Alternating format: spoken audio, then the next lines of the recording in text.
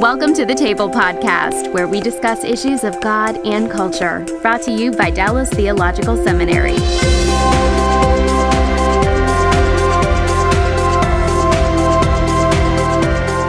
Welcome to the Table, where we discuss issues of religion and God and culture. And today, our topic is life in the context of Islam. I'm Darrell Bock, Executive Director of the Howard G. Hendricks Center for Christian Leadership and for Cultural Engagement, and I'm Executive Director of Cultural Engagement there. And we're doing something a little unusual today because of the topic. We are interviewing someone who will not be on camera. This is to protect identity, and so we're also using a pseudonym as well. We'll confess to that at the start. And so my guest is Miriam, who has come to the States from the Middle East. Good morning. Good morning. And we will be talking about life in the context of Islam and about Islam in general. Miriam came to faith here in the States, but grew up in the context of Islam. So she can tell us about life from within the faith, as well as looking at life from the outside now that she has come to the Lord. So we're going to walk through her story, but you will not see her. You will only hear her voice, and the voice that you hear is actually not her voice, but a voice that has been digitally rearranged, if I can say it that way, again, because we're concerned to protect identity here. So, Miriam, thank you for coming in and being willing to interact with us and tell us about life in the context of Islam. Well, growing up in the Middle East, it's very hard to separate culture from the religion. There were a lot of things, for example, that we dealt with as far as the culture was concerned, like arranged marriage. According to Islam, my dad did not have the right to force me to marry. However, in the Middle Eastern culture, my dad had the right to choose a husband for me and to force me to get married. So there is a big, huge misconception, I think, here in the United States between the culture and the religion. Naturally, with the religion, I grew up thinking that I had a lot of rights in Islam. I had the right to choose my husband. I had the right to education. I had the right to be a school teacher or to be a professional and to be a wife. And so there is a difference between the Arab culture and the religion. And I think a lot of what happens as we look at the Middle East, we think that what is culture is actually religion, and it's not. There's a big difference between the two. Okay, and that's a very interesting way to lead off. So I'm going to let you develop that a little bit more. Okay. What aspects would you say are a reflection of Arab culture, and which aspects would you say are a reflection of Islam?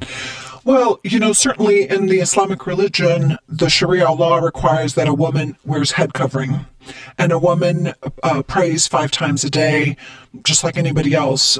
There are certain part of the religion, for example, Muhammad said that women lack religion and lack knowledge. And the reason why they lack religion and lack knowledge is because they think emotionally. And so they don't think cognitively because they put their emotions in it. And so he said that. And then he said that they lack religion because of the fact that women cannot pray during their menstrual cycle, during the 40 days after having a child. And so he says that they lack religion in that respect. So there is that, as far as religion. And he did say that most of the women or most of the dwellers of hell are going to be women because they gossip and they are not very appreciative. At least that was his explanation. His explanation of why women are most of the hell dwellers are going to be women. So in that regard, that is religion. But as far as not being able to go to school, for example, when the Taliban came and took over in Afghanistan, they would not allow women to become teachers. They basically shut the doors of schools and they let women stop being doctors because that was just their culture. It had nothing to do with religion. Interesting. So we've got a distinction we've got a distinction that really does impact, and I think most Americans are aware of this, does impact the role of women in both in Arab culture and in Islam. And the two, would it be fair to say that the two play off of each other to a certain extent, that there's a certain position or role that women have in the context of Islam that has fed the way the culture also treats women? Absolutely. And I think there was an aspect of the culture that Islam came and kind of sanctified a little bit because according to the Arab culture, pre-Islamic times, they had the right to bury their daughters alive because of the honor and shame system. You know, we talk about honor killing and we hear about honor killing in the Middle East, but that has nothing to do with religion. It has absolutely nothing to do with religion. Now, according to the Islamic religion, they have the right to kill me as a woman, but they have the right to kill any man as well for converting to become an apostate. If you leave the religion, then you have the right to be killed, and it doesn't matter whether you're a man or a woman. However, in the Middle Eastern culture, they have a right to kill their daughters even today for dishonoring the family, for shaming the family. So that has a lot to do with the culture and not to do with the religion. Okay, well, you've brought up a few things here that let me help people with. Sharia law, explain what that is. The Sharia law is really very, if I can simplify it to the absolute max, the Sharia law says that you are to follow first what the Quran says. And if it's not written in the Quran, then you go to the Hadith, which are the sayings of Muhammad and the life of Muhammad. And if that's not written in there, if there's nothing, a particular topic that's written in there, then you go to the leaders, the Muslim leaders, and they decide based on principle. So, you know, for example, the issue of a woman driving. First, you go to the Quran and you decide, is it written in the Quran whether a woman can drive or not? Okay, well, I imagine there are no cars in the Quran. There are no cars. Okay. And then you go to what Muhammad had said. Did Muhammad talk about, you know, a woman not driving a car or not being able to drive a car? Well, he didn't, because during his time there were no driving cars. So then you go back to the Muslim leaders, and then they decide based on the principles of what is found in the Quran, is it permissible for a woman to drive a car or not? And there are some who've said yes, and there are some who have said no. Oh, so I guess you can sort of drive. You can sort of drive. Depends on what country you live in. Okay, and then let's talk a little bit about growing up in the context of Islam. What talk about the week? Okay, for example, the holy day is a different day of the week. Sure. Than either for Judaism or Christianity. So could you explain that for people? Sure. You know, for Muslims, it's considered Friday. For Jews, it's considered Saturday, and for Christians, it's considered Sunday. And they believe that Friday is a holy day because that is the day they believe that God has set aside for Muslims to worship, and so. Now, when you go to the mosque on a holy day, on a Friday, is this something that only men do, or do women go? And how does that work? Well, according to Sharia law, according to Islam, women are not obligated to go, but men are obligated to go. Obviously, Islam is a very works-based religion. And so the more you do, the more points you have. For men, it's obligatory for them to go to the mosque and to pray in the mosque, actually even 5 times a day. It's very obligatory for them. For a woman, Muhammad decided that it wasn't obligatory for a woman to go just because she had kids and young kids, and but she could go if she wanted to go. And there are even sayings of Muhammad in history where he would have the women, standing in the back and the men are in front. And the reason why he did that was because, when a woman is bending down, he doesn't want a man behind her looking at her as she's bending down. So that's why women are to stand in the back and men are to stand in the front. And so when he would hear a child crying and he knew that a woman was in the back of the ranks, he would finish up the prayer very quickly because he knew the woman had to attend to her child. So now I've been in Turkey during the week, and I actually remember having a meal right next to a mosque and watching the men in particular go in and wash before they go into the service. Now, that's something we don't do in Christianity. So explain what that's all about. Sure. It is required for Muslims to cleanse themselves before they go in and pray. And not only is it obligatory for men, but it's also obligatory for women. A man has to completely wash up. If he has had relations with his wife the night before, he has to completely bathe himself. So there's a whole lot of cleansing. You have to go clean, basically, before God to pray. I see. Yeah. Now, and why is it, this is a cultural question as well as a religion question, a lot of the unrest that we've seen during the Arab Spring takes place on Fridays, at least some of the major events and marches and that kind of thing. How does that work? If it's a holy day and I'm supposed to be obligated to be at the mosque, then how is it that Friday ends up being the big protest day in Arab countries? It's probably the time where imams gather men the most. Mm-hmm. And oftentimes imams are talking about political issues. And so when they talk about political issues and they go into the mosque and these men hear about how we should protest, they're going to arouse people to do that. And that's perfect timing for the imams to get people going. So I think it's really led by a lot of imams. Okay. And again, explain what an imam, who an imam is. Mm-hmm. An imam is a Muslim leader. It's kind of like a pastor that preaches on Sundays. Well, they have an imam that speaks to them and provides what they call the message, the khutbah, on Fridays. Now, what is the relationship of an imam to the larger culture? What role do they play within the culture? Because that appears to be somewhat different than what we normally see here as well in terms of the role of way a pastor might function in relationship to a culture here. I think it's really different. It depends on which country you're living in. Again, I think in Saudi Arabia, they have much more control over there than they would in other countries. But, they certainly do have the power to motivate people and to encourage them to do certain things. And so a lot of times what these imams are talking about are political issues. And oftentimes they're talking about, well, is it permissible to do a certain thing that's not in the Quran, that's not in the Hadith? People go and ask for advice and say, well, my wife did this, what should I do? Or my husband did this, what should I do? And so they act as advisors oftentimes of what people should and shouldn't do, but they are also motivators.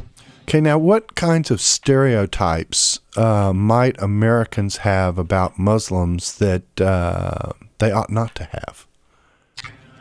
That they're all terrorists. Okay. Because they're not all terrorists. And I often tell people that if you look at Muslims as people who are here in America because of the same reasons why you came to America, to have a better life, to provide a better education for your kids, I think it'll change everything. And I often say to my fellow brothers and sisters in Christ that God didn't pick us because we're something special. He picked us because he's something special. Mm-hmm. And so that levels the playing field. Mm-hmm.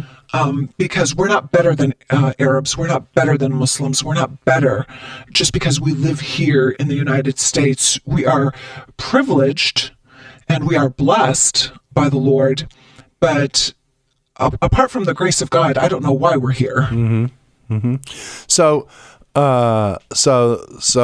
Muslims are not terrorists. I tell you, our time in Turkey when we were there, obviously predominantly Islamic country, almost no Christian presence to speak of at all, and we were impressed by the hospitality that we received and the courtesy of people. Even when we were trying to get directions and didn't know the language, the people would make the effort to try and help us. And so talk a little bit about the kinds of Muslims one might meet both here in the States and also perhaps if you were found yourself in an Arab country?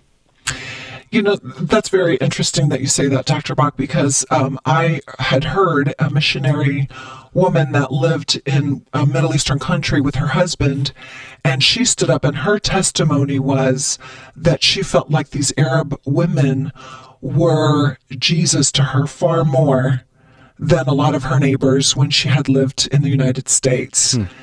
And because they were kind to her, they were very helpful to her.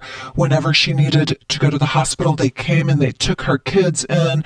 And so that's what you'll find with Arabs. Just because, for example, if you see a woman in the grocery store who's wearing a head covering, I promise you she doesn't have a bomb under that head covering. She just doesn't. Mm-hmm.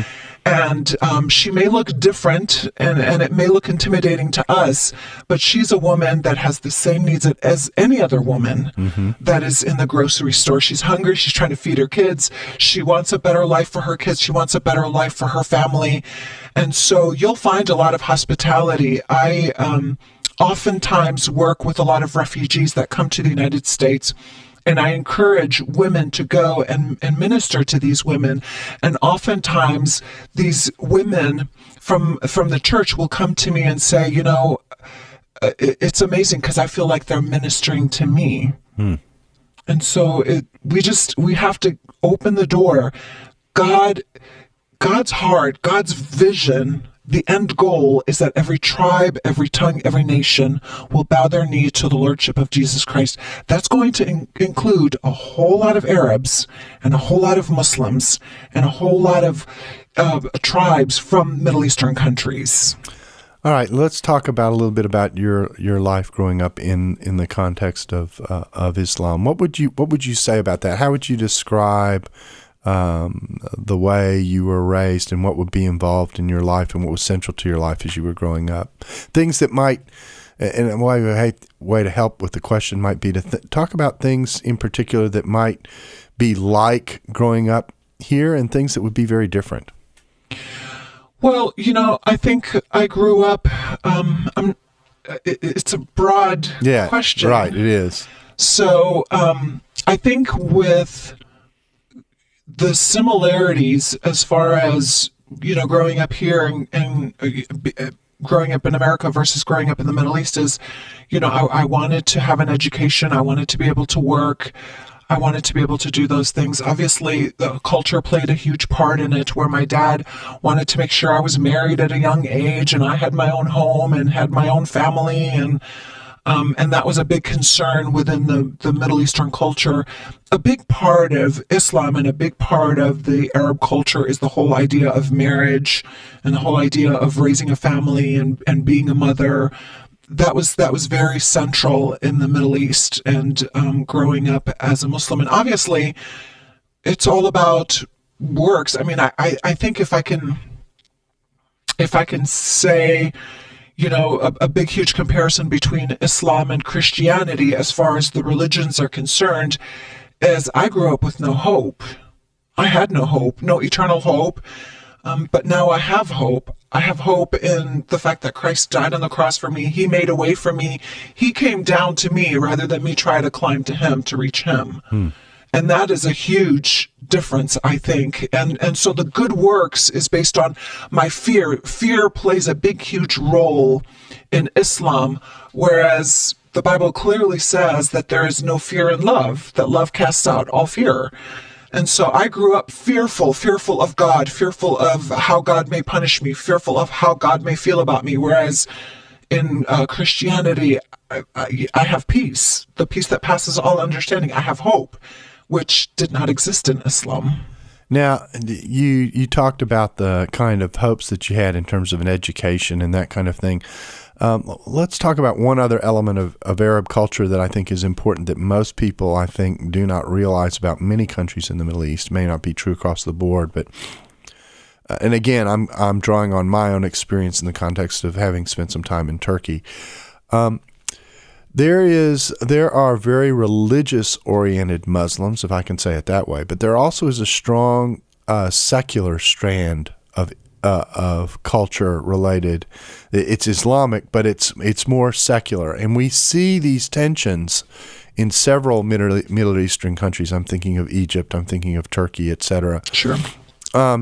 Talk a little bit about that, because on the one hand, the goals of someone who comes out of a more secularized form of Islam and the way they approach life is very different from their Muslim neighbors, if I can say it that way, who are more, and I don't even know what the right word to use, more traditionally religious or more intensely religious about their faith. Sure. Explain those issues and tensions a little bit. Well, obviously, one of the things that I've heard some pastors say is that, we don't love Islam, but we love Muslims. We love the people. We don't love the religion. We love the people. In the Middle East, they don't separate the two. Mm-hmm. Whether you're secular or whether you're devout, being a Muslim is who you are. So when we start talking negatively about Islam, they're automatically offended by it personally. And obviously we've seen that in the media, because you've just offended who they are. And even though some of these people who have gone out and rioted about certain things are probably not even very religious people. And with Islam, the hard thing about Islam is it's very hard to tell who's very devout and who's really very secular, because I've seen this happen with my own family. You can go for several years where you're wearing, as a woman, you're wearing the head covering and you're following Islam and you're doing all that. But one of the hard things about being a human being is you can't keep up. Mm-hmm. You just can't keep up. And so then they leave it for a while and then they come back to it and then they become devout. And so it's kind of an ebb and flow relationship with God and with Islam. Is sometimes you're very, very devout, and other times you're really not devout at all. You're not even praying at all. And so it's very hard to separate, because there's a whole lot of gray areas there, as far as the Muslim culture is concerned and as far as religiosity is concerned. Mm-hmm. Is most of the time you just can't keep up with it. But would it be fair to say that there is a tension, at least in some context, between the people who are more secular and might even be, and I'll even say it this way, it may even be more influenced by the larger culture of the world, in some ways a little more materialistic and a little more, they have educational goals and that kind of thing. In the more, again, traditional and stricter form of Islam, which tends to separate itself very much from those kinds of goals. I mean, one of the things that struck me being in Istanbul, for example, was there are many parts of Istanbul where you feel like I could be in Europe. Yeah. I don't feel I'm in the Middle East at all. Yeah. And except for the minarets sounding off for the time of prayer, that kind of thing, that's the only way you're in the Middle East. So, and I think that impacts the understanding of who Arabs are. Join us next week for part 2 of the Table Podcast. Dallas Theological Seminary. Teach truth, love well.